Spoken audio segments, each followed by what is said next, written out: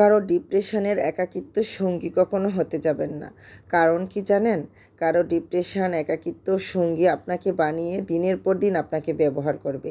সে যখন ডিপ্রেশন একাকিত্ব থেকে বের হয়ে স্বাভাবিক জীবনে চলে আসবে, তখন এমন ভান করবে যে আপনাকে সে কখনো চিনিই না, সে আপনার হাতে রান্না কখনো খাইই নেই, সে আপনাকে কখনো কল করেনি, আপনার মূল্যবান সময় কখনো সে নষ্ট করেনি। দিনের পর দিন আপনার থেকে যে সাপোর্টটা পেয়েছে, যে ভরসাটা পেয়েছে, সেটা সে ভুলেই যাবে।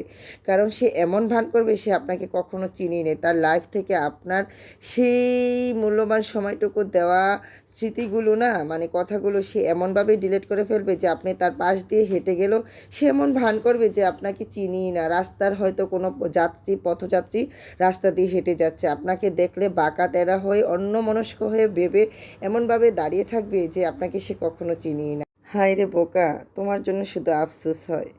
জীবনে শুধু পা চেটে খাওয়ার অভ্যাসটাই তোমার রয়ে গেল। পা চেটে খেয়ে জীবনে কি পেয়েছো বলো? স্পিড বোট না টেম্পু? যেটাই পেয়েছো হয়তো তুমি মনে করো স্বর্গ পেয়েছো, কিন্তু আসলে না। তোমার যোগ্যতায় তুমি আরও কিছু অর্জন করতে পারতে, কিন্তু ওই যে পা চেটে খাওয়ার অভ্যাসটা রয়ে গেছে, তার জন্য সেই স্পিড বোট আর টেম্পুর মধ্যেই সীমাবদ্ধ রয়ে গেছো। তো যাই হোক, তোমার গল্প বলতে গেলে শুরু হবে, শেষ আর হবে না। কারণ তুমি ওই যে পা চেটে খেয়ে অভ্যাসটা তোমার রয়ে গেছে। যখন তারা পা চাটতে আর দেয়নি তোমাকে, তখনই তুমি ডিপ্রেশনে চলে গেলে, তুমি একাকিত্ব হয়ে গেলে।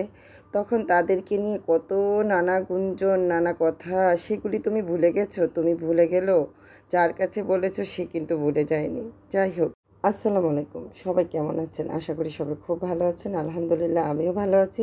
তো ভিডিওটা এতক্ষণ দেখে হয়তো বুঝতে পেরেছেন আমি কোথাও যাচ্ছি। হ্যাঁ, একদম 6টা 10 যখন ঘড়িতে বাজে তখনই আমি বাসা থেকে বের হয়ে গেলাম ঢাকা যাওয়ার উদ্দেশ্যে। এত ভোরবেলা যাচ্ছিলাম যে আবহাওয়াটা এত সুন্দর ছিল, তো একটু একটু করে ভিডিও ক্লিপ নিলাম আপনাদের সাথে শেয়ার করার জন্য। আর যাওয়ার আগে ভোর 4টা বাজে উঠে এই যে রান্নাগুলো শুরু করে দিলাম। এখানে আমি বিরিয়ানি আর এই যে আলু সিদ্ধ করতেছি, মানে বিরিয়ানি রান্নাটা করতেছি ছেলে বাসায় থাকবে তার জন্য। আর এই যে আলু সিদ্ধগুলি, মানে আলু পোড়া, সিদ্ধ নয় আসলে, এটা আলু পোড়া দিচ্ছি এই যে পাতিলে করে। তো এই আলু পোড়াটা বিশেষ কারোর জন্য নিয়ে যাব, সেটা আমি নেক্সট ভিডিওতে অবশ্যই শেয়ার করব।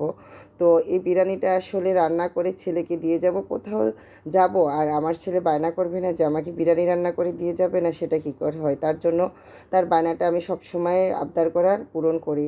আর এখানে কিছু সংখ্যক লোকে এসে বলবে যে আমি এত ভালো ভালো খাবার খাই, যে তারা ভালো খাবার জীবনে চোখেই দেখে না, তারা ভালো খাবার খাইতেই পারে না। ওই যে তারা চোখে দেখে না, খেতে পারে না, আমারগুলি নিয়ে হিংসে করে, তারা এইভাবেই খেয়ে মরবে।